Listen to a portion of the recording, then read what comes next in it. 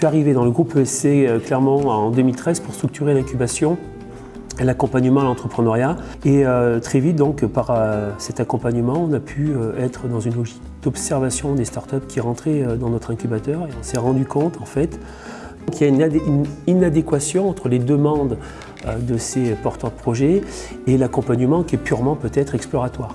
Donc pour répondre à ça, on a mené des travaux de recherche avec mon collègue Emmanuel Bonnet. On a regardé ce qui se passait, à la fois d'un point de vue théorique et pratique. L'état d'esprit consiste à ne pas opposer d'un côté le monde de la recherche et de l'autre en fait qui serait le monde on va dire de la pratique. On doit à la fois explorer et exploiter. En fait on a essayé de faire ce que l'on enseigne aujourd'hui, c'est-à-dire on va partir du client, de l'utilisateur et on va dire vous entrepreneurs, c'est quoi vos besoins, quelles sont vos attentes en termes d'apport de compétences et de connaissances. Ce parcours-là va être utile pour à la fois des personnes qui sont mises sur les incubés mais qui sont entrepreneurs mais aussi les intrapreneurs.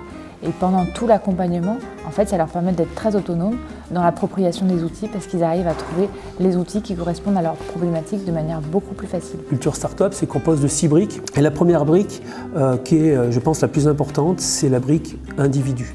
Donc apporter une vision globale sur le mindset entrepreneurial. La brique d'après, c'est la problématique d'innovation ouverte et le travail avec les communautés. C'est de pouvoir connecter finalement l'entrepreneur avec des communautés locales. Travailler avec ces communautés pour comprendre leurs problèmes pour apporter la solution idéale. Une métaphore qu'on aime bien d'Olivier Bernasson qui dit que l'entrepreneur est un peu un couteau suisse, c'est-à-dire qu'il doit apprendre un peu à tout faire. Mais ce qui est sûr, c'est qu'il n'a pas le temps de devenir expert. La brique qui vient à la suite de cette logique de travail avec la communauté, c'est la génération d'opportunités. Comment on crée de la valeur, comment on propose de la valeur, et là, tout naturellement, viendra la solution.